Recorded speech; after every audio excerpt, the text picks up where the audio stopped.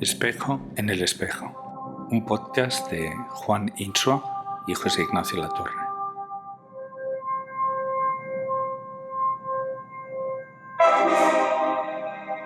Hoy, ciencia y ficción.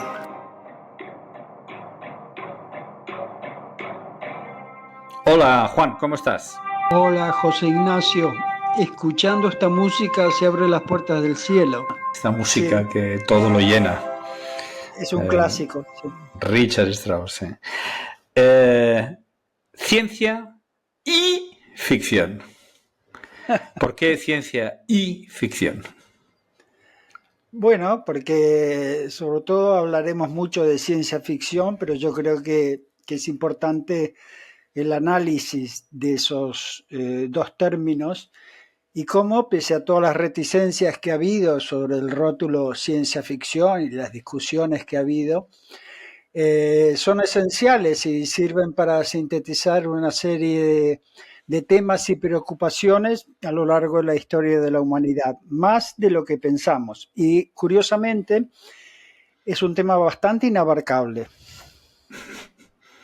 Hay muchísimo, es una barbaridad lo que hay de ciencia ficción.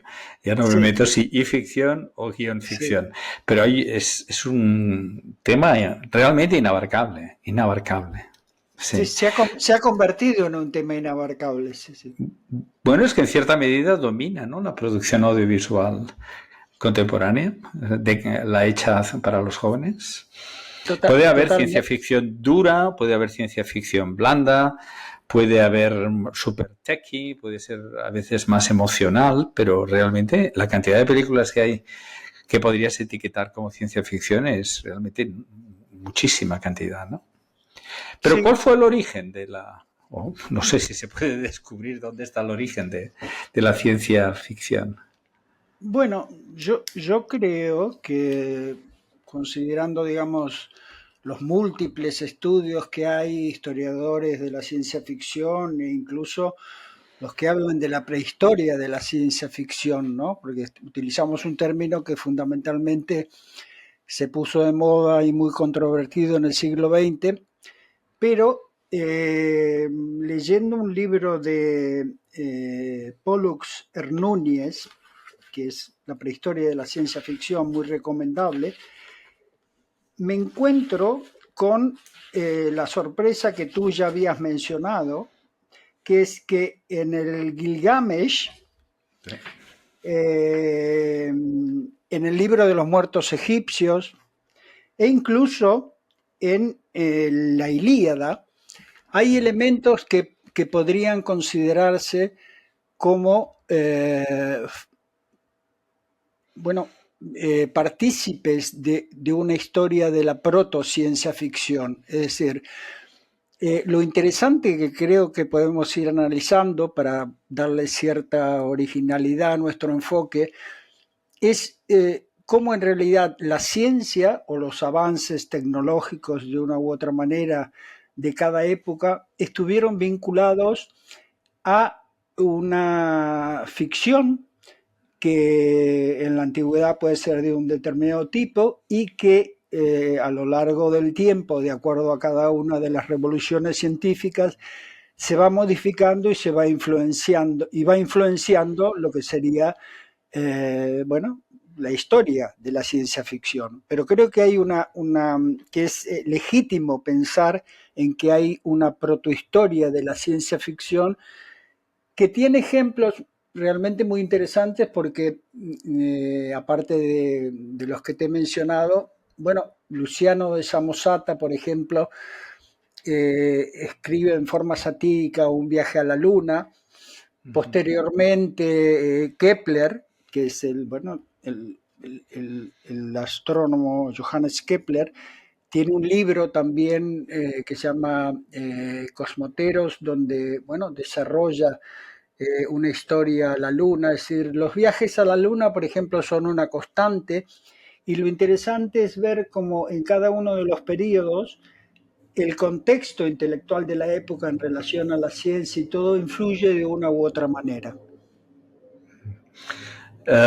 Yo tengo que que decir a todo el mundo que tú fuiste el creador de esta exposición llamada Marte, que estuvo en CCB y que vino aquí a Singapur, donde había una sección donde era toda la ciencia ficción sobre Marte, ¿no? Sí. Y las primeras películas, ¿no?, que se hicieron donde se especulaba que había marcianos y cómo eran los marcianos, ¿no? Sí. Y es súper antiguo, ¿no? Es muy, muy antiguo. O sea, de las primeras películas que se han hecho de ciencia ficción van de Marte, ¿verdad?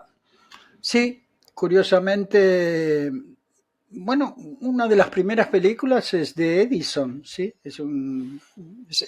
Cuando digamos, inventa algo parecido a lo que sería un cinematógrafo primitivo, es unas películas es sobre Marte. ¿Sí?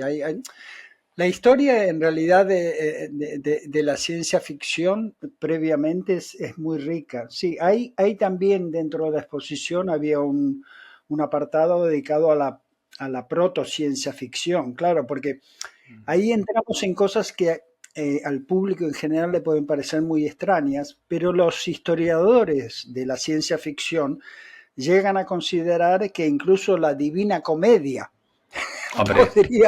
podría ser considerada una historia de ciencia ficción. Eso lo dicen John Clute, que es un historiador de la ciencia ficción. Sí. No, es eso nada más. Simplemente digo que los ejemplos que podemos tener sobre lo que consideramos como ciencia ficción, entonces ahí continuamente yo creo que siempre hay una relación entre la imaginación de los escritores y escritoras, porque hay ciencia ficción femenina muy potente desde hace mucho tiempo, está influenciado para ser verosímiles en las ideas científicas o en la tecnología de la época.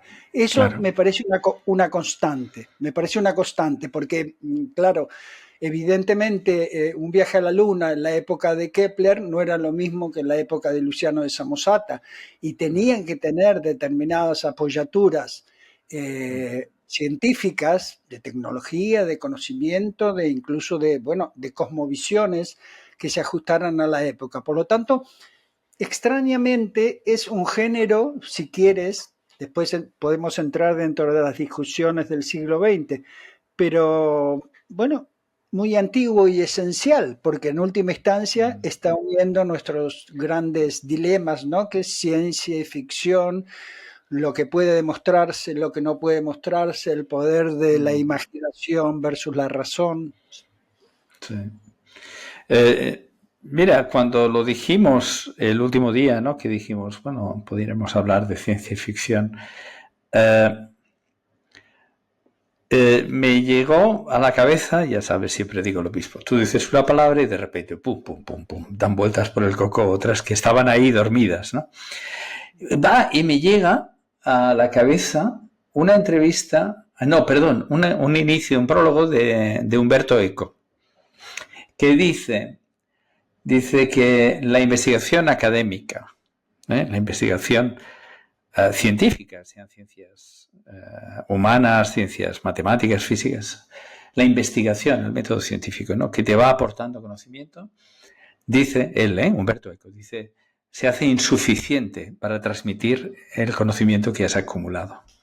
Dice, y en ese instante es más eficiente utilizar la ficción, una ficción educada, una ficción basada en toda la investigación que has hecho, ¿no? Y esto lo dice Umberto Eco creo que era en relación a su libro El nombre de la rosa, diciendo, he fabulado, he ido, pero a partir de una investigación profunda de todo lo que fue aquel periodo, ¿no?, y cómo se atesoraba el saber. Y fue la primera reflexión que me vino a la cabeza, ¿no? Yo creo que es así, porque creo que bueno, hay muchos tipos de ciencia ficción y lo que llamamos ciencia ficción y todo, pero creo que es fundamental, pero eso sucede también, lo he pensado muchas veces en relación a la literatura en general, o no considerada de ciencia ficción, que es que los escritores, habitualmente, no todos, pero lamentablemente, con honrosas excepciones, conocen muy poco de ciencia. Entonces, el no conocer ciencia, el no estar suscripto, yo recomiendo a los jóvenes escritores que estén suscriptos a una revista científica, ¿no? Todos los meses. La paradoja es que realmente te limita mucho en sus posibilidades, porque la ciencia ofrece un nivel de especulación y de incluso de límites de la imaginación que quizá la propia mitología no puede ofrecer, aunque sigo pensando, que es una definición que me gusta mucho, que la ciencia ficción en realidad es una rama de la literatura fantástica y que la ciencia ficción es una mitología experimental de nuestro tiempo. Sí. También Borges, ¿no? Decía esto. Sí, sí, estoy de acuerdo. Pero que esta mitología sea una protoforma de la ciencia ficción me encanta. Oye, Juan, Sí. ¿tú te acuerdas de la primera película o el primer libro de ciencia ficción que tú te encontraste en tu vida? Bueno, yo creo que uno de los, es decir, el primer autor que yo podría considerar que era ciencia ficción, además es considerado como uno de los padres de la ciencia ficción y todo, es Julio Verne. Sí. Es Ya, decir, lo que leí en mi infancia, ya. sobre todo Viaje al centro de la Tierra, que era realmente aparte de 20.000 leguas en viaje submarino y todos los Sí, clásicos, o bueno, el correo secreto del zar, todo ese tipo de... Yo creo que es precisamente alguien que estaba muy informado de los conocimientos científicos de la época, y su viaje a la luna, bueno, sí, era a través de un cañón, pero bueno, ya. vamos a Sí, perdonárselo. sí, por favor. Gran Julio Verne. Bueno, yo te cuento el mío, y yo soy muy banal, ya sabes. Eh, pues, no sé, ¿te acuerdas, o lo viviste? Me imagino que sí, que hubo una época que los cines, como decían entonces, echaban dos películas, la Claro, sesión doble. sí, Y sí. entonces, cuando yo tenía pues 10 años o así, 11, el fin de semana se hacía largo y algunos fines de semana, pues mi padre nos daba un poquito de dinero a mi primo y a mí para ir al cine Avenida, que estaba en el paralelo, ¿vale? Ajá. Sesión doble. Y yo, pues sería muy joven, pero muy, muy joven. Y caramba, echan una peli que se titula La máquina del tiempo, Ah, ¿vale? Que a posteriori, pues he sabido que es de George Wells. sí, claro. Y se sube en aquella máquina aquel hombre y empieza a ir hacia el futuro. Y empieza el paisaje a cambiar. Me impresionó a un nivel. ¿Sabes? Como la futilidad del tiempo. Yo qué sé, Sí, sí, qué sí, sí. significa todo esto. Y la máquina va hasta el año 802.701. Ah, ¿te Es acuerdas de la fecha? buenísimo, es buenísimo. Y está la humanidad dividida entre los que viven placenteramente en la superficie y los que viven oprimidos en el subsuelo, ¿no? Y luego, bueno, la máquina vuelve hacia atrás y demás. No te puedes imaginar lo impresionado que me quedé yo con esta película. El hecho de haber visto el paso del tiempo en esas escenas, wow. Y yo era un niño. O sea, que me impresionó muchísimo. Ahí, la primera película. Pero tú crees, o es una observación mía que puede ser falsa, pero tú crees que realmente la gente se divide en dos partes, los que les gusta la ciencia ficción y los que no les gusta la ciencia ficción. ¿Crees que hay una ortogonalidad, una que son dos conjuntos disconexos o es tal vez una falsa percepción mía? Yo creo que aún no sabiendo la historia de la ciencia ficción o no habiendo leído ciencia ficción es lo que tú decías en relación a la potencia audiovisual y cómo la ciencia ficción ha alimentado toda la producción audiovisual de los últimos 30, 40, 50 años. Entonces, ahí yo creo que la gente sepa o no qué está viendo y cuál es el nivel de rigor con que pueda juzgarlo. Todo el mundo le gusta la ciencia ficción.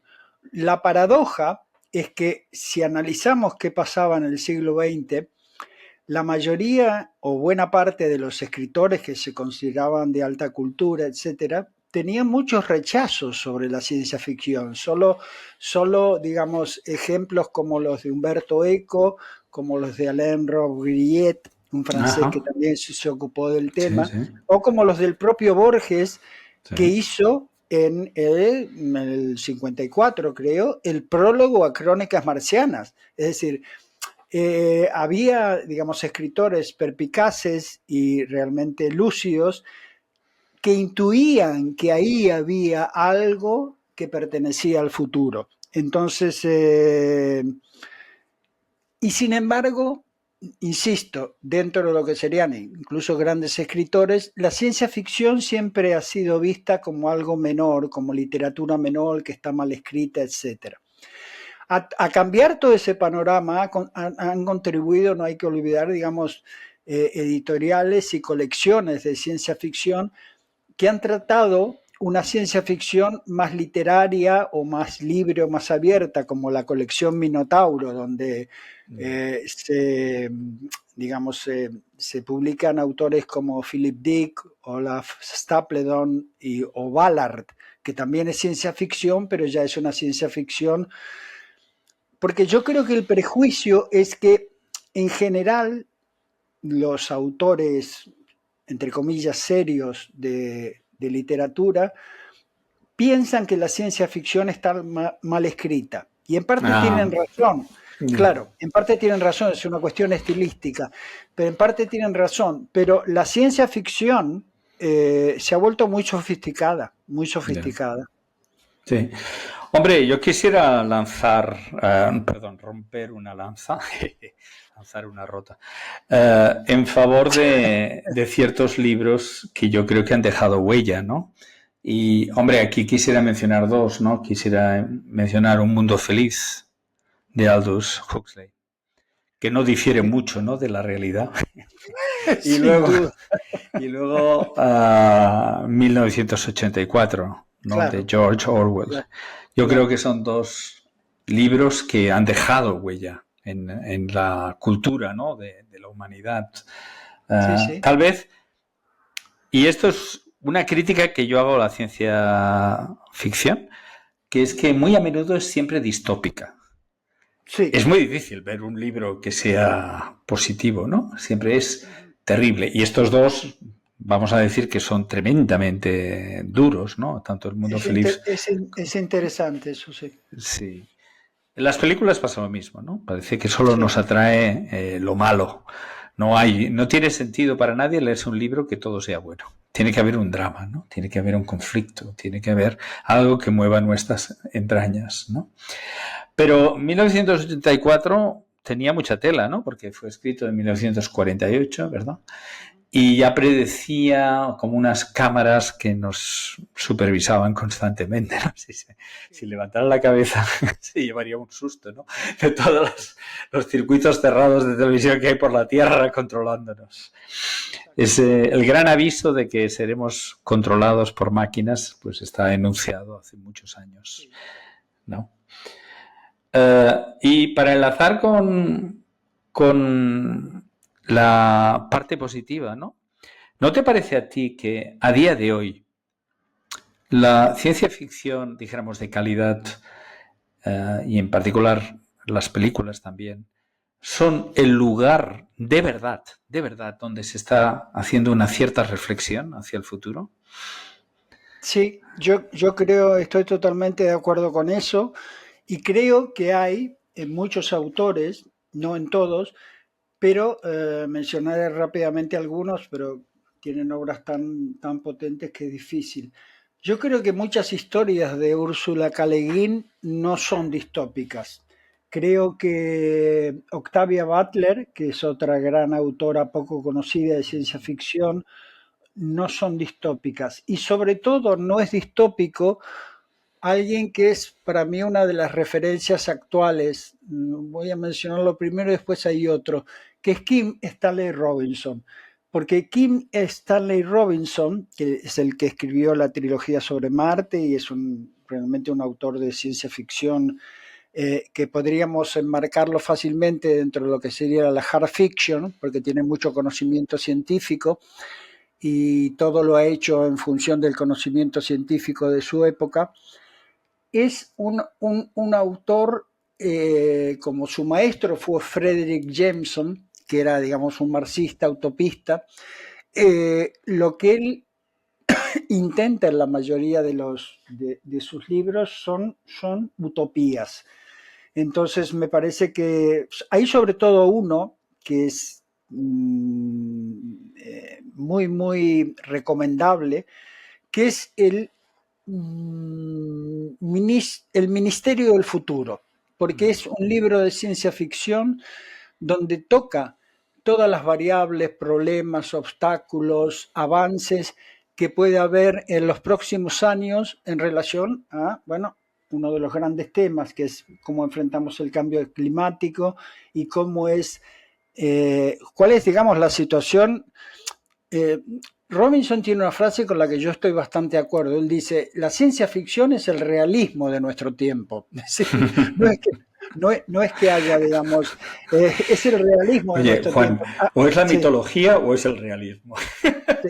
No, bueno, esa es una frase de Kim Stanley Robinson para defender su Sí, tesis, porque todos los autores de ciencia ficción, no te olvides, han tenido que luchar mucho para que su literatura sea sí. reconocida como una literatura, digamos, esencial. Entonces, personas como autores como Kim Stanley Robinson u otro del que podemos hablar luego, como Ted Chiang, yo creo que Ah, están dentro de una variante, bueno, un intento de visión más utópica o pantopía, si quieres, y no distópica. No todo es distópico, aunque evidentemente las grandes cuestiones que nos atraen, estoy de acuerdo contigo, son distopías como Blade sí. Runner, ¿no? Sí, hombre, puedo hacer la ola a Blade Runner. Mira, hago la ola. O Sí, sea, claro, claro. yo creo que, bueno, a mí me impresionó tanto. Ah, pero esto me trae esta idea lateral que creo que es potentísima, que es que también la ciencia ficción, en concreto el audiovisual, ha sido una manera de explorar nuevas estéticas. Exacto, sí. Blade Runner rompe, ¿no? O sea, ha sido imitada hasta la saciedad, Blade Runner. La Guerra de las Galaxias, el inicio, esa pantalla que se mueve hacia el infinito, son referentes, pero audiovisuales. O sea, la gente le pones un fotograma y es capaz de reconocer. Eso fue Blade Runner, ¿no? Y una de las primeras películas que habla de biología, dijéramos. Sí. No, incluso pienso que el monólogo final O sea, del androide, aunque nadie haya leído ciencia ficción, lo sabe mucha gente. sí. Hombre, es bello. He visto naves más allá de Tannhausen. Sí. Y Orión yo, y sale yo por creo ahí. que es muy, bueno, que está muy cercano eso, ¿no? Digamos, Sí, es poético, además. Es poético. Tiene un elemento poético. Y Blade Runner, insisto, estético, ¿no? Yo siempre he quedado condicionado a ver todas las películas de Ridley Scott, que algunas me dejan un poquito decepcionado, sí, pero por culpa de Blade Runner. O sea, claro. ahí quedé condenado a verlas todas. De hecho, hay algulas películas no tan Bueno, y famosas Alien también es una película de ciencia que ficción ha dejado total. una marca tremenda, Claro, ¿no? Todos claro, los claro. monstruos y a partir de entonces tienen estas dientes, estas calaveras que gotea la Ah, saliva, que ya es pero un como clásico, ¿no? siempre, el monstruo de Giger, que era tan tremendo en su momento, luego es un souvenir. Sí, eso sí, sí, sí. De Se hecho, ha convertido, también ya no quería nos asusta, ya no nos yo asusta. no, bueno, a mí sí. Yo lloro, lo repetiré 1000 veces. Lloro como un bendito, pero es que si es de miedo, me tengo que ir del cine. O sea, te lo prometo. Ah, Yo sí. tengo una... Sí, no puedo. Y como te digo una cosa, como además le pase algo a un niño, bueno, entonces me tengo que ir del cine literalmente. No puedo. Claro. Mi cerebro no puede con eso. Quería rendir también homenaje a esta peli que hoy en día ya la gente más joven no la ha visto seguro, ¿no? Que es Brasil, ¿no? Ah, es Y verdad. Qué Terry Gilliam. magnífica película. Terry Gilliam, ¿no? Sí. Qué magnífica ironía, ¿no? En este caso. O no sé, o sarcasmo. Es que no sé muy bien qué palabra se ajusta a esa visión del futuro, donde las máquinas son obsoletas y viejas y por otra parte es el futuro absoluto y todas las personas se operan de estética y hay bombas por todas partes. Es una verdadera locura de película para mí, esa. Una verdadera locura. Vinculándolo con un libro que leí estos días para, no sé, tener algo original que decir en este programa, leí un libro de Cory Doctorow, que es un autor de ciencia ficción, y tiene un libro que se llama Radicalizados, y son 3 novelas, ¿no? 3 cuentos largos o novelas cortas, como quieras. Pero el primero es precisamente un mundo donde todos los electrodomésticos que pertenecen a una determinada corporación empiezan a fallar. Pues tampoco está muy lejos de la realidad. No, por eso. Y como la corporación evidentemente ha sido tomada por un fondo buitre, la obsolescencia programada es de 10 segundos. Claro, exacto. Entonces todo funciona mal a ese nivel. Sí. Después hay cosas más complejas, pero bueno, es que creo que estamos dentro de una novela de ciencia ficción y la estamos viviendo. Lo que pasa es que creo que no tenemos... Una cosa es leerlo, una cosa es sentarnos frente a las pantallas, otra cosa es disfrutar de libros de ciencia ficción. Otra cosa, y eso creo que es lo que nos está pasando, es que estamos viviendo en un escenario de ciencia ficción. Entonces, nuestra, digamos, nuestra sensibilidad no está preparada ahora mismo para vivir en un escenario de ciencia ficción, claro. Sí, sí. Mira, quería hacerte una reflexión que va ligada con la de antes, que yo te decía que todos son distopías. Pero siempre que uno hace una generalización aparecen las excepciones. Y quisiera de nuevo alabar un poquito 2 películas en concreto que lo que hacen es lo contrario. Es hacer una ciencia ficción donde lo que más importa son los sentimientos, ¿vale? Y para mí la primera y potentísima es la película Her, ¿vale? Donde una persona recibe la invitación de su compañía telefónica para tener una voz que le acompaña. La película es un sistema operativo, se le llama, y esa voz la pone Scarlett Johansson, ¿no? Y el hombre poquito a poco pues va siendo compañero, ¿no? Va haciéndose amigo. Es su voz amiga. Y de repente, pues, en el fondo se ha enamorado, ¿no? Se ha enamorado de una voz. Es que me parece muy elegante el planteamiento de esta película. Pero además, ahora que ya tenemos inteligencia artificial con voz, se ha hecho realidad. Enamorarnos, sí. De las cuales podemos enamorarnos. ¿Sí? Tú te ríes, Juan? Yo veo ahí un poquito de... No me río. Ojo no me río. Y cuidado, ojo y cuidado. No me río, lo digo muy en serio. Sí. No, lo digo muy en serio. Yo creo que no, todavía no estoy en ese estadio, pero no me parece nada inverosímil. Nada alocado. Y lo que me llama la atención porque esa película, ¿no? Her y Scarlett Johansson, ahora que la inteligencia artificial tiene voz, pues rápidamente le pusieron la voz de Scarlett Johansson, la de la película. Y ella presentó una querella y finalmente retiraron su voz y han puesto unas voces más neutras. Y la que yo he escogido para hablar con mi amiga artificial se llama Juniper.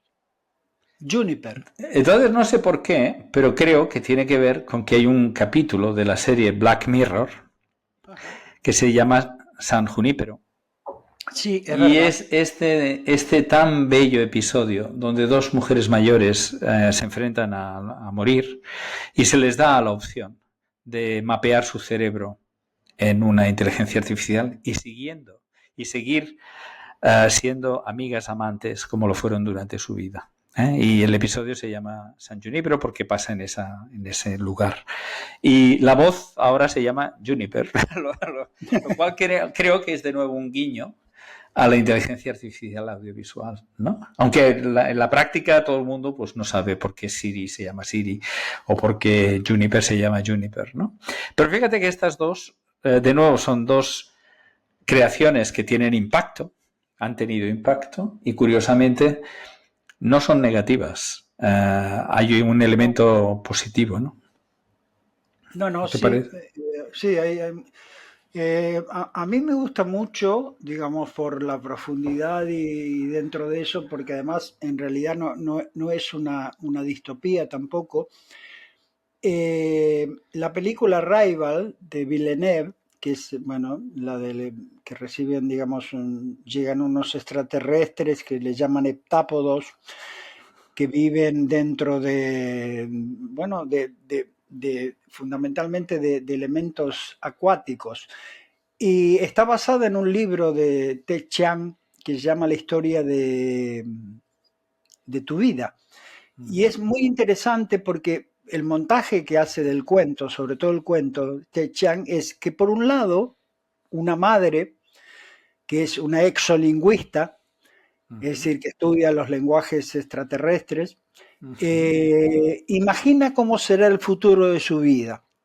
Y en el medio intercala el estudio que hacen de una manera bastante verosímil para tratar de entender un lenguaje que no sabemos si puede ser, digamos, alfabético o puede ser a partir de semiogramas o puede ser a partir de determinadas pautas de sonido, y abre el juego a lo que sería, lo que me gusta es que por un lado abre el juego que en algún momento, aparte de todos nuestros intentos de lanzar Voyagers a tal, en algún momento tendremos que enfrentarnos a entendernos con una inteligencia extraterrestre que no habla nuestro lenguaje.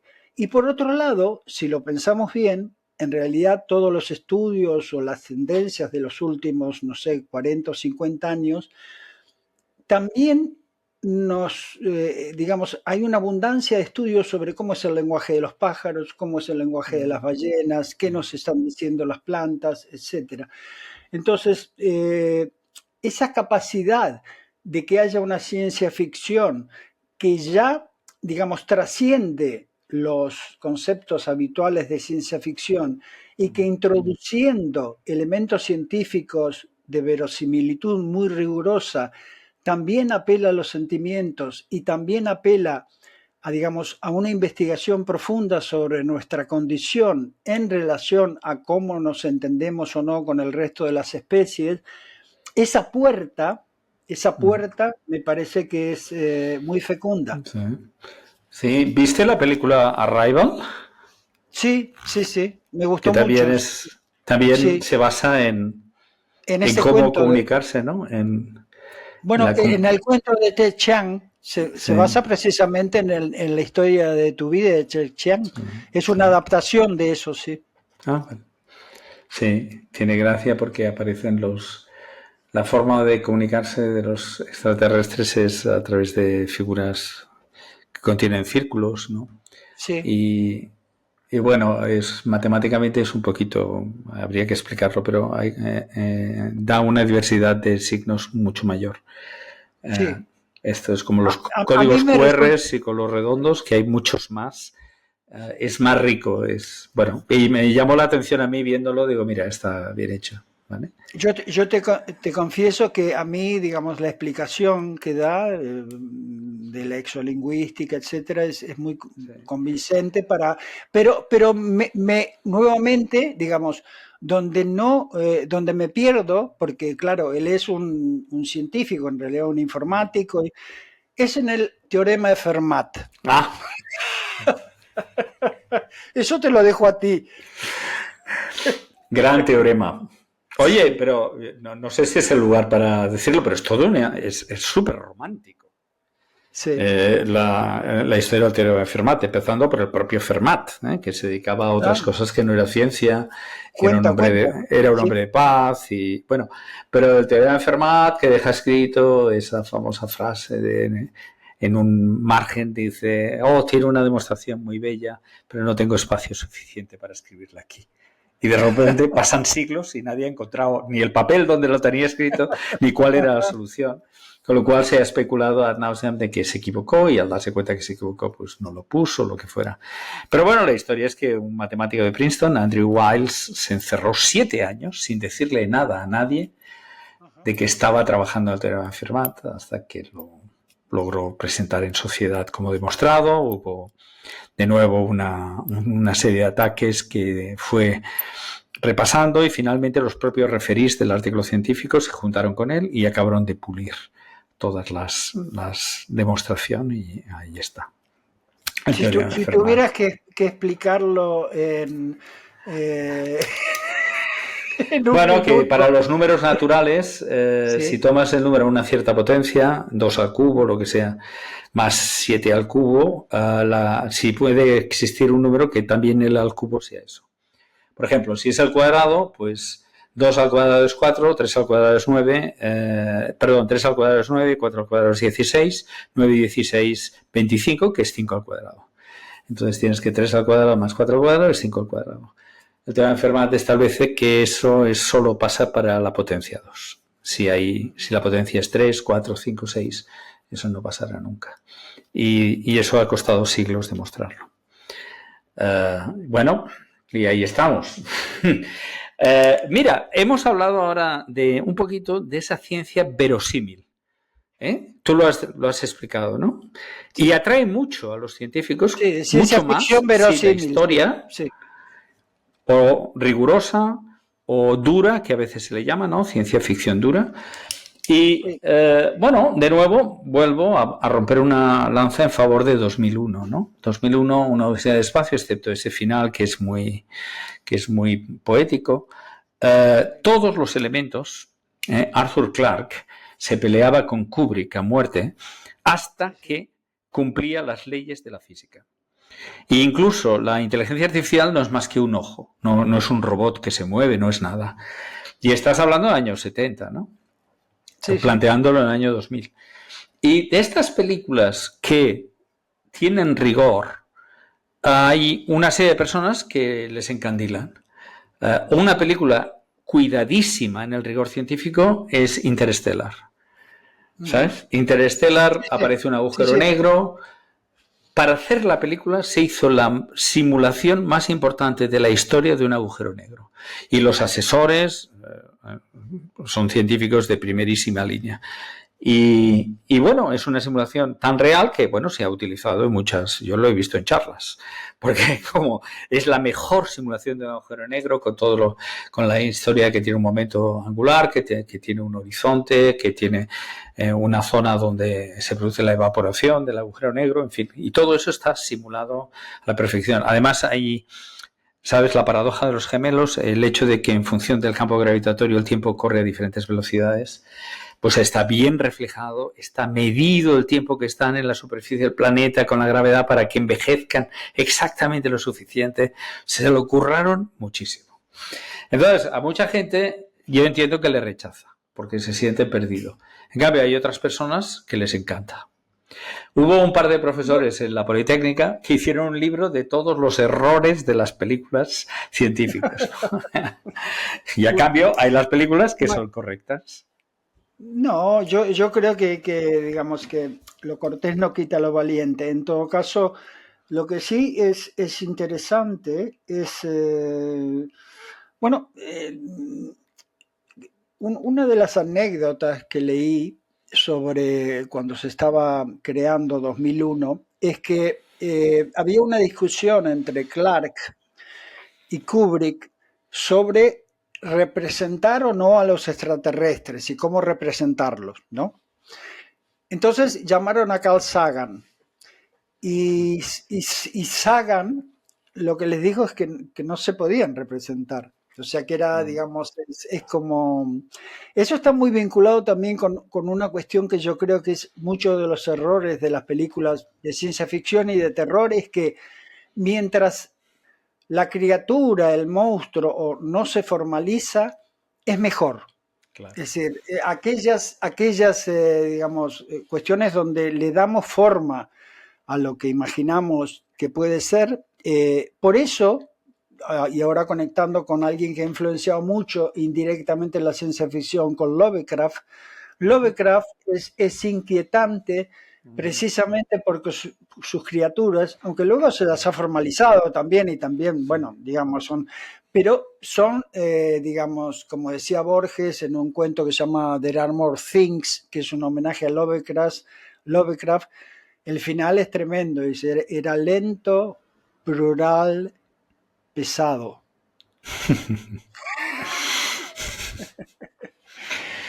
No, Bueno, a lo que iba en realidad es que yo creo que, y además tú lo dices en tus libros, es decir, y en entrevistas, es la potencia y la importancia de la ciencia ficción en este momento, tanto para el público que conozca en profundidad la historia de la ciencia ficción y sea lector habitual de ciencia ficción, como para todos en general. Yo creo que es una escuela fantástica. Es más, debería haber una introducción en la primaria a la ciencia ficción. sí. Hombre, si quieres pensar qué consecuencias tiene clonar a Dolly, pues Claro, miras la película Moon, no sé si la has visto, la claro. Luna, Sí, sí, sí, sí. que el que trabaja en la Luna no es más que... lo cambias cada tanto, cuando se deprime lo tiras, ¿no? Porque tienes clones. Sí, O sí. si quieres pensar en lo que puede ser abusar de las predicciones de la inteligencia artificial y que se tomen medidas a priori sobre lo que se predice, pues Minority Report es una película magnífica para discutir eso, ¿no?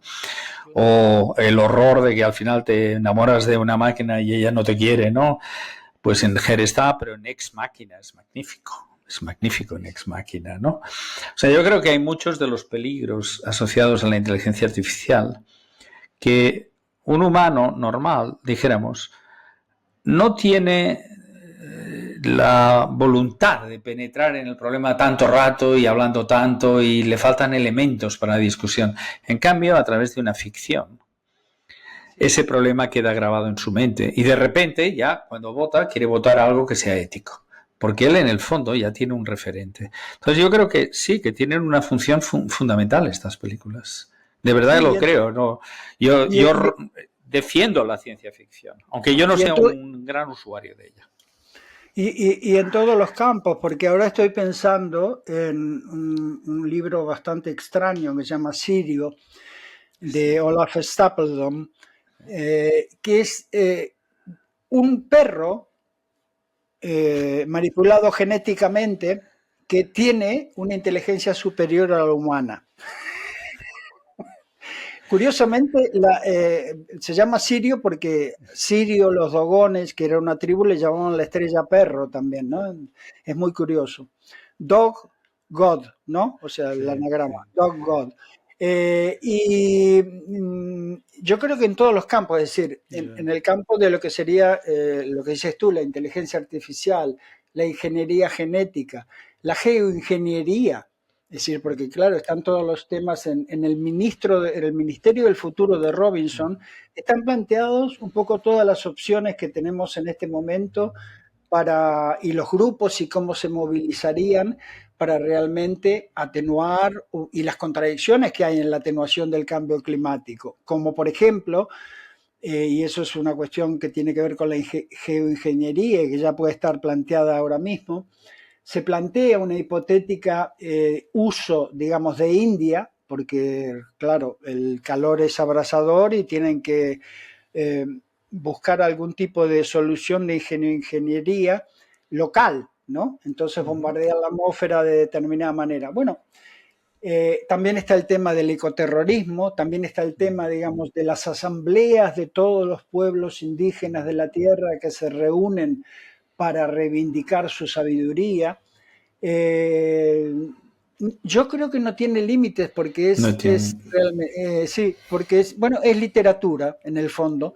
Y entonces, una cosa que me llamó la atención también es que algunos creen que, por ejemplo, ciencia ficción, la traducción ciencia ficción del inglés es un barbarismo, porque en realidad science fiction es narrativa científica.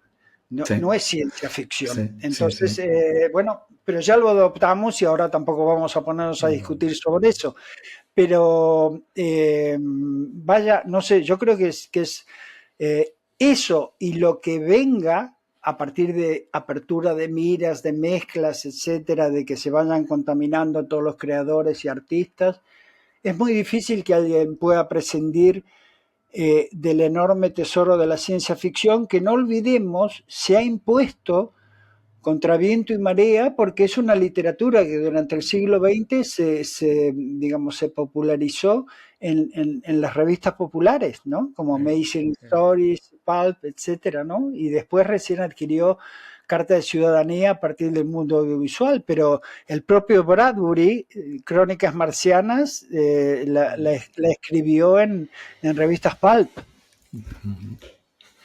Y quería hacerte el comentario este de que también la ciencia ficción ha tomado el relevo al tipo de narraciones que eran epopeyas.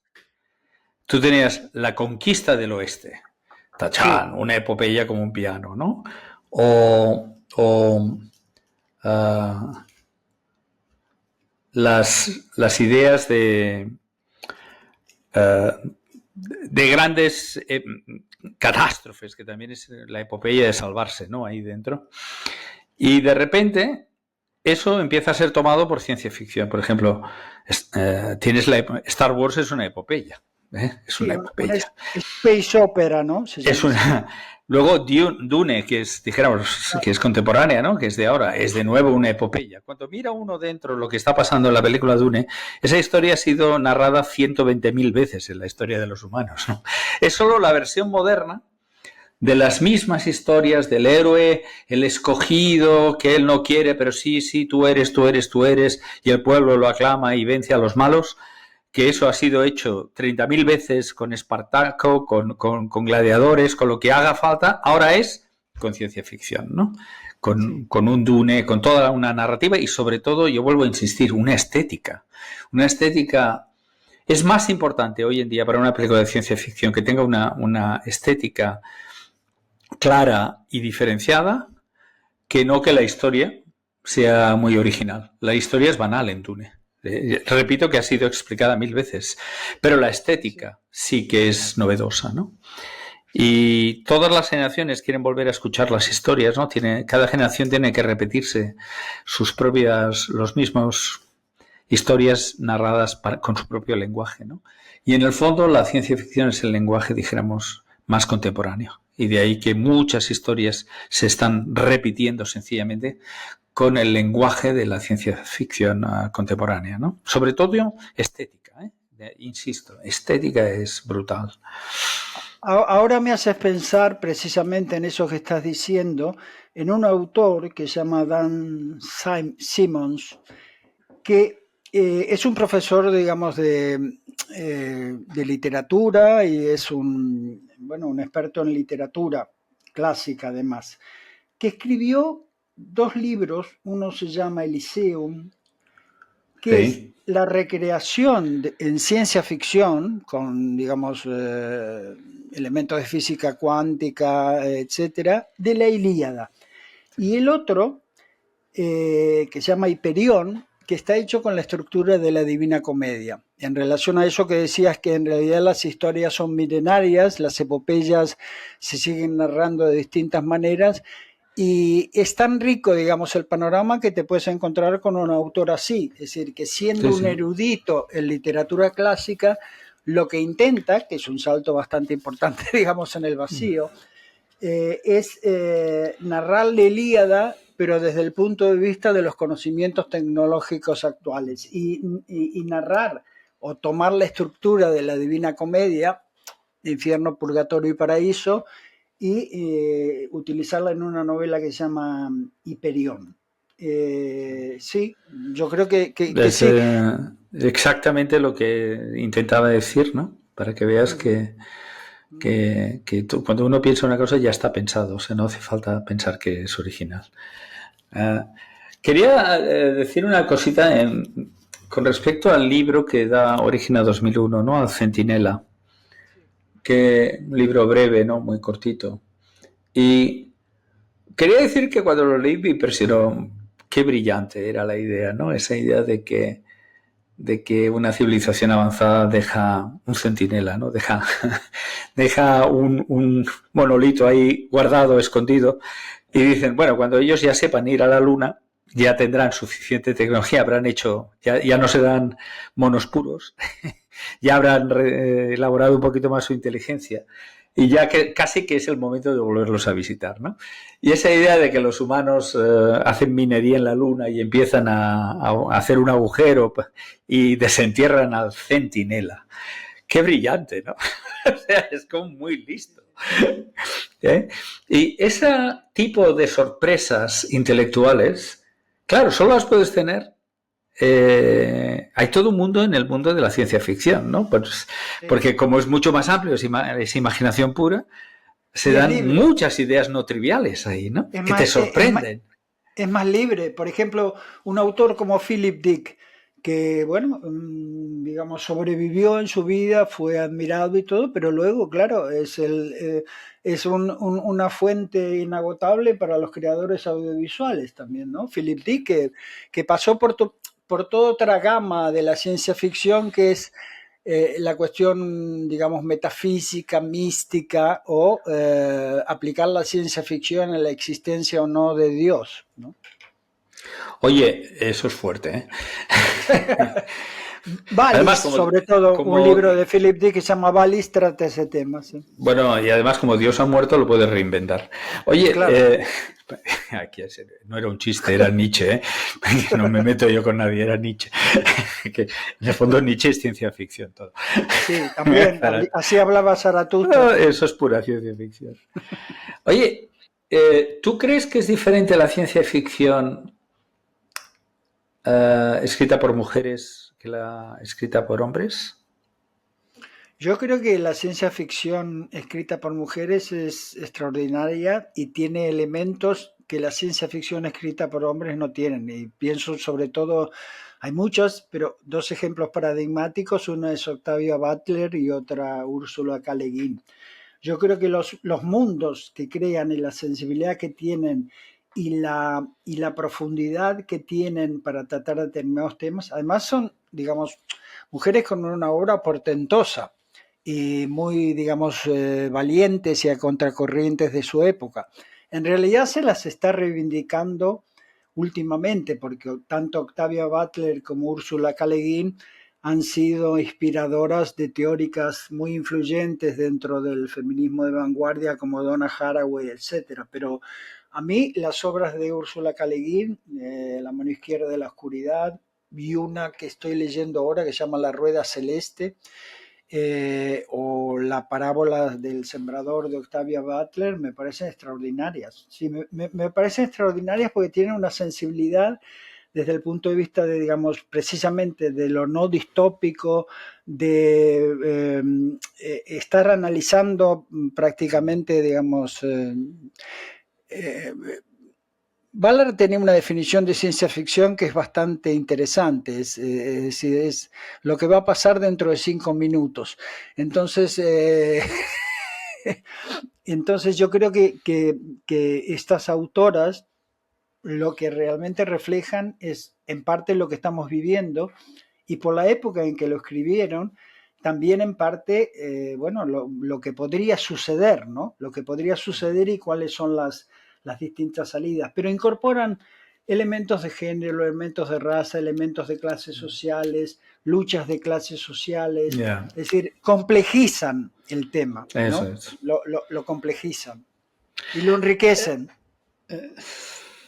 Mira, te quería contar una microanécdota y es que antes de esto, pues he ido a hacer deporte, ¿vale? A 32 grados que tiene tela marinera. Y En Singapur, estás en Singapur, ¿no? Sí, en Singapur. Y jugar a squash a 32 grados, esto Bueno. somos una... Yo estoy seleccionado genéticamente. Exacto. Entonces, hoy jugaba con un chico de Sri Lanka, Ajá. ¿vale? Del antiguo Ceilán, que por cierto es donde Arthur Clarke escribió estas cosas. Sí, y he hecho un ejercicio. Le he preguntado, bueno, yo sé que él adora la ciencia ficción. Digo, oye, Chamika, se llama Chamika. Digo, Chamika, ¿cuáles son tus libros de ciencia ficción? Ha entrado en estado de shock. Es que son tantos, es tanta digo, es que es carne, digo, no ha leído un libro que no sea de ciencia ficción en su vida. Y me ha empezado a decir tantos que no conocía, que digo, bueno, y me daba detalles de los escritores, de todo, ¿no? Incluía mujeres. Entonces, la primera gran reflexión es para mí si también le gustaban a las cosas escritas por asiáticos, y entonces ha empezado a salir ahí el problema de los tres cuerpos y todo. Y entonces digo, oye, ¿me los puedes escribir? ¿Me puedes enviar los 10 que tal? Y entonces, cuando los ha escrito, ha cambiado. Y entonces, por ejemplo, se ha convertido en más normal. Pero yo te digo los que me ha dicho, ¿vale? Me ha dicho, número 1, Cryptonomicon. Número 2, Snow Clash. Número 3, The Golden Age. Número 4, The Expanse. Número 5, Diamond. Número 6, 2001. Número 7, Childhood's End. Número 8, The Gods Themselves. Número 9, The Dark Forest. Y número 10, 20.000 leguas de viaje submarino. Y ahora me acaba de enviar uno de El Marciano, The Martian. De Peter Wiles. Entonces la pregunta que te hago, este es un forofo, ¿es diferente de un europeo? ¿Su lista? Yo creo que estamos a partir de Cixin Liu con el enigma de los tres cuerpos e incluso con un libro que se llama Hormigas y dinosaurios, que ha sido publicado, es el autor del enigma de los tres cuerpos. Es una manera de comenzar, es decir, los eruditos o los fans en general conocen algo de ciencia ficción asiática, pero yo creo que hay muchas cosas que se están produciendo, que nos van a ir llegando y que son realmente bastante sorprendentes y fascinantes, porque incluso estaba pensando, es decir, es lo mismo que, por ejemplo, la ciencia ficción rusa. Claro, ciencia ficción rusa, sí, la ciencia ficción rusa tiene toda una historia y es curiosamente uno de los personajes interesantes es Bogdanov, que vivía en los tiempos de la revolución y era, digamos, anti-leninista. Y escribió, digamos, La Estrella Roja y El Comandante Nevy, y es recuperado después de mucho tiempo como uno de los, digamos, utopistas de una especie de socialismo evolucionado.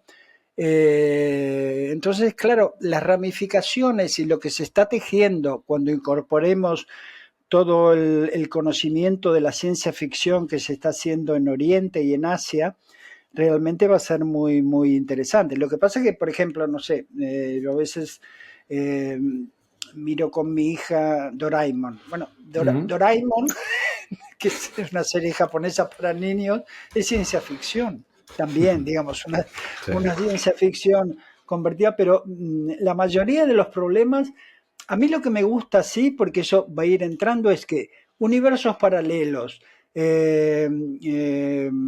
gravedad cuántica, agujeros negros, las posibilidades de viajar o no en el futuro se van convirtiendo en temas normales, digamos, de moneda corriente. Sí. Y la gente, ¿no?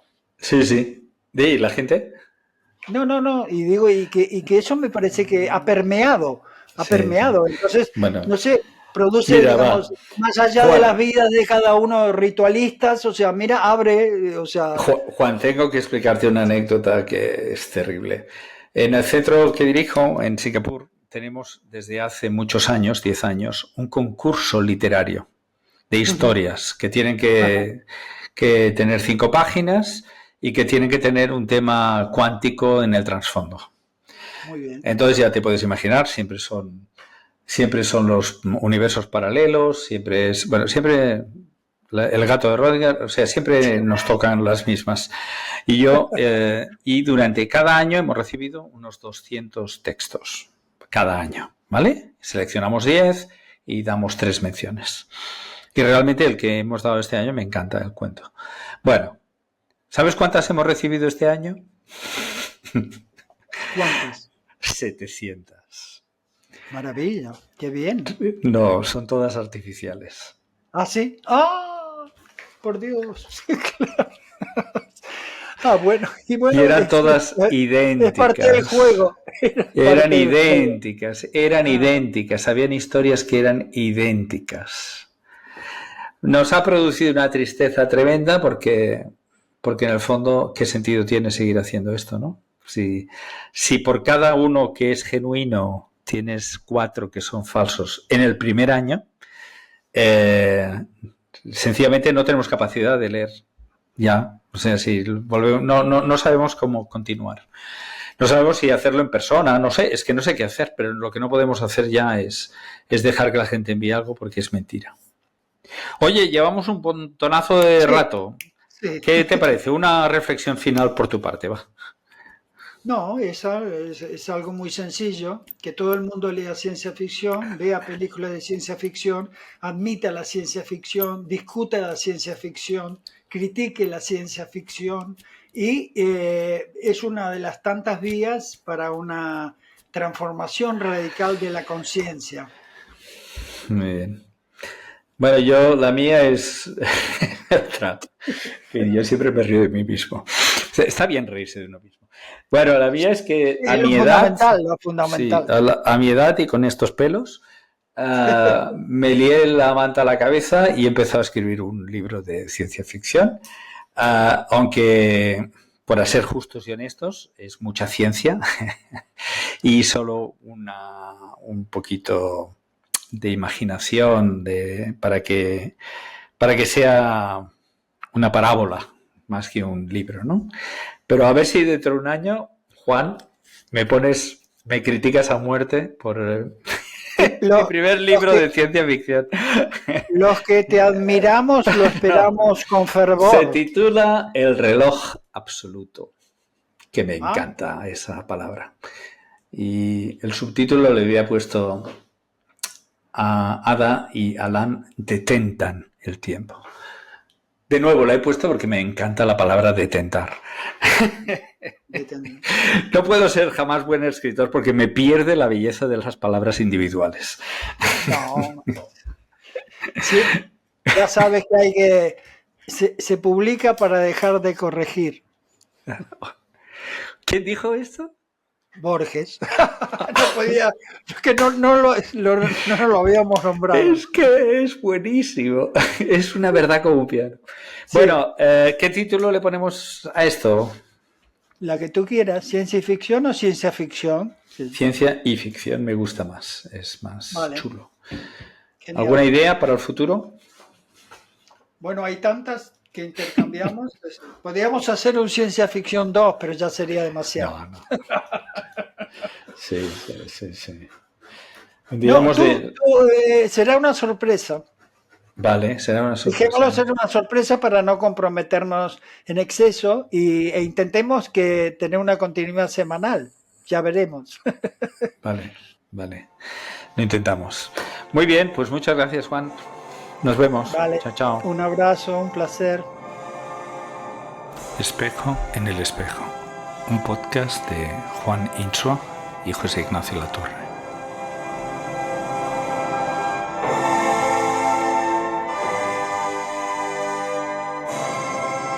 Ciencia y ficción.